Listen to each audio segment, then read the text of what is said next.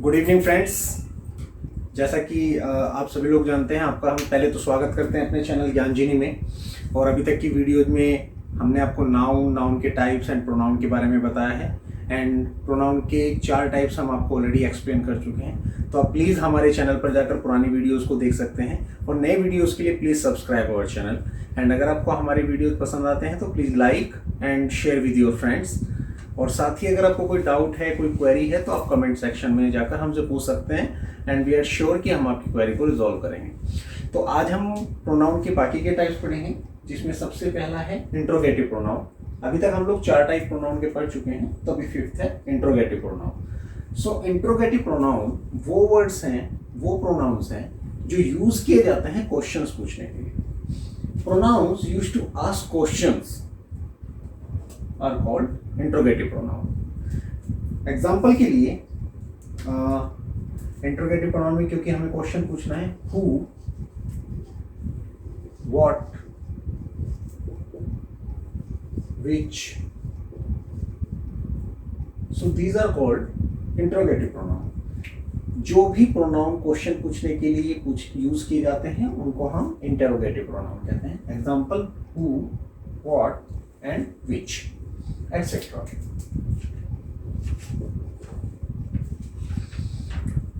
Next है demonstrative pronoun. Demonstrative pronoun जैसा कि नाम से ही क्लियर है, डेमोन्स्ट्रेशन जो इंडिकेट करता है, किसी को डेमोन्स्ट्रेट करता है। तो वो प्रोनाउंस जो कि किसी भी व्यक्ति, पर्सन, व्यक्ति विशेष, थिंग, वस्तु विशेष को इंडिकेट करता है, डेमोन्स्ट्रेट करता है, विच दे रिफर, जिसको रिफर करते हैं, वो डेमोन्स्ट्रेटिव प्रोनाउन कहलाता है।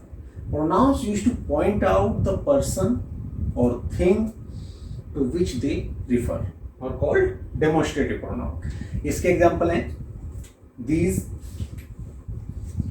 ये अगर पास में है तो these,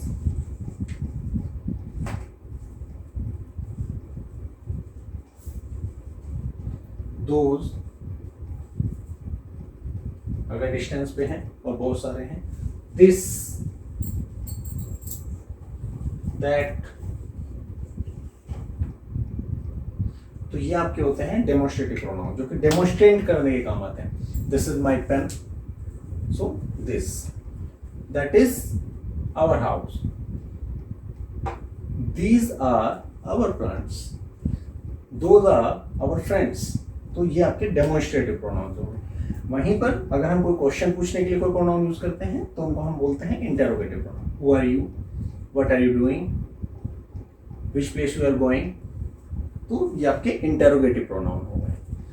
तो अभी अगर मैं आपको एक रिकैप हल्का सा दे देता हूँ। इंटरोगेटिव जो क्वेश्चन पूछने के लिए प्रोनाउन यूज किए जाते हैं, एंड डेमोन्स्ट्रेटिव जो किसी भी पर्सन और थिंग को डेमोन्स्ट्रेट करने के लिए यूज किए जाते हैं, उनको हम डेमोन्स्ट्रेटिव प्रोनाउन कहते हैं। Next is indefinite pronoun. Indefinite pronoun जैसे कि नाम से क्लियर है, इनडेफिनिट, जिसको हम डिफाइन नहीं कर रहे हैं, means pronouns that do not refer to any specific और पर्टिकुलर पर्सन और थिंग। जब हम ऐसे प्रोनाउंस यूज करते हैं जो कि किसी भी स्पेसिफिक या पर्टिकुलर पर्सन को, थिंग को रिफर नहीं करते हैं, तो उनको हम बोलते हैं इनडेफिनिट प्रोनाउन। एग्जाम्पल के लिए few, I want few coins. Few coins required to buy that book. तो few coins, तो हमने स्पेसिफाई नहीं किया कितने हैं, तो few। तो ये क्या हुआ आपका इंडेफिनिट, क्योंकि किसी को डेफिनेशन ही नहीं है। क्योंकि किसी के लिए 5 कॉइन भी फ्यू हो सकते हैं और किसी के लिए 100 कॉइन भी फ्यू हो सकते हैं।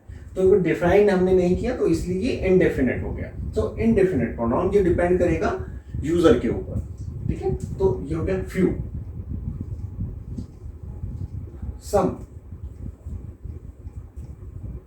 some people are going to the river। कुछ लोग नदी की तरफ जा रहे हैं। कुछ कितने, 2 people, 4 people, 6 people, कोई डेफिनेशन नहीं है। So some, it's a indefinite pronoun et cetera. इस तरह के हम बहुत सारे वर्ड्स यूज कर सकते हैं और हम लोग डेली रूटीन में करते भी हैं। तो वो जितने भी प्रोनाउंस हैं जो कि स्पेसिफिक पर्सन या वस्तु को रिफर नहीं करते हैं, स्पेसिफाई नहीं करते हैं, उनको हम इनडेफिनिट प्रोनाउन कहते हैं। Now next is relative pronoun. Relative pronoun वो वर्ड्स होते हैं जो डिनोट करते हैं किसी को और या फिर रिफर करते हैं जो नाउन्स हमने सेंटेंस में पहले यूज किए। मोस्टली रिलेटिव प्रोनाउन जब यूज किए जाते हैं वो दो सेंटेंसेस को जहां पर ज्वाइंट होते हैं वहां पर होते हैं यूज। अभी मैं आपको इस डेफिनेशन में भी वो चीज दिखा सकता हूँ। Example, pronouns which are used means यहाँ पर जो विच है वो एक रिलेटिव प्रोनाउन की तरह एक्ट कर रहा है, क्योंकि ये इंडिकेट किसको कर रहा है, जो मैंने पहले वर्ड यूज किया, pronoun. Pronouns which are used to denote और refer to the nouns used earlier in sentences. जो सेंटेंस में हमने पहले नाउन यूज किए हैं उनको रिफर करने के लिए, उनको डिनोट करने के लिए जो प्रोनाउन यूज किए जाते हैं वो रिलेटिव प्रोनाउन होते हैं। मोस्टली रिलेटिव प्रोनाउन जो होते हैं वो हु, विच, हुज, हुम यही होते हैं। द डिफरेंस इंटेरोगेटिव प्रोनाउन में और रिलेटिव प्रोनाउन में जो होता है वो ये है, इंटेरोगेटिव में हम क्वेश्चन पूछने के लिए उन प्रोनाउंस को यूज करते हैं, जैसे who are you, what are you doing, तो वो इंटेरोगेटिव हो जाते हैं। बट रिलेटिव में हम दो स्मॉल सेंटेंस जो क्लोज होते हैं उनको ज्वाइन करने के लिए इसको यूज करते हैं और ये नाउन को रिलेट करते हैं, डिनोट करते हैं या रिफर करते हैं, इंडिकेट करते हैं उसके तरफ। एग्जाम्पल के लिए, she has been in prison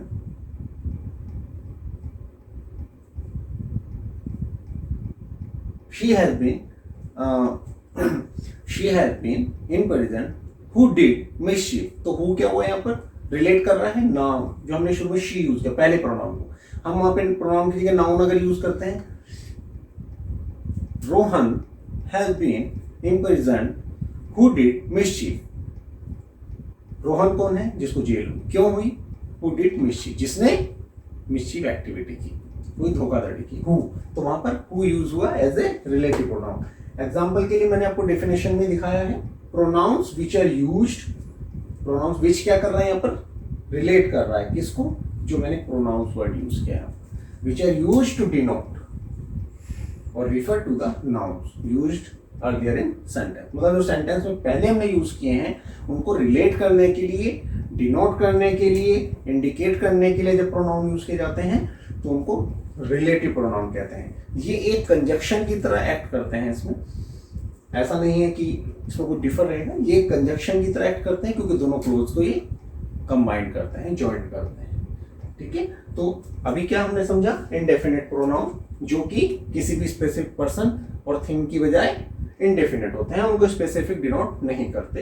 example, few, some, none, one. Relative pronoun क्या होते हैं, जो कि डिनोट करते हैं, इंडिकेट करते हैं या रिफर करते हैं जो नाउन्स पहले यूज किए जा चुके हैं सेंटेंस में उनके लिए, तो उनको हम क्या बोलते हैं, रिलेटिव प्रोनाउन। ठीक है, नेक्स्ट इज डिस्ट्रीब्यूटिव प्रोनाउन। जैसा कि नाम से ही क्लियर होता है, डिस्ट्रीब्यूशन, डिस्ट्रीब्यूटिव प्रोनाउन जो कि डिस्ट्रीब्यूट करे चीजों को। So pronouns that are used to denote और refer to a single person or a thing in a group, one at a time, means ऐसे प्रोनाउंस जो कि किसी भी ग्रुप में किसी एक व्यक्ति विशेष या किसी एक वस्तु विशेष को डिनोट करें as a unit, as a single thing, मतलब एज ए एक सिंगल पर्सन हो या चीज हो, उसको एक ग्रुप में से स्पेसिफाई करके डिनोट करें और उसको हम कहते हैं डिस्ट्रीब्यूटिव प्रोनाउन। एक्चुअली में ये जो प्रोनाउन होते हैं ये इक्वली डिस्ट्रीब्यूट करते हैं किसको, अटेंशन को आपकी हर यूनिट के ऊपर जो कि ग्रुप में है। They equally distribute attention to each unit in the group. अगर एक ग्रुप में 10 हैं, 10 लोग हैं या 10 वस्तुएं हैं, तो हर यूनिट के ऊपर आपका अटेंशन जाए, उन ऐसे प्रोनाउंस को हम डिस्ट्रीब्यूटिव प्रोनाउन कहते हैं। एग्जाम्पल के लिए, ईच,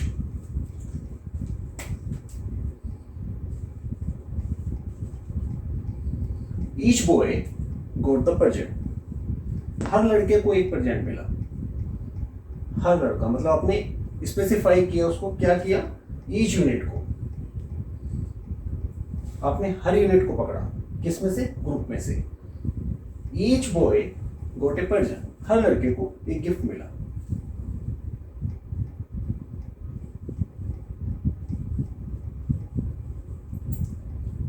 Either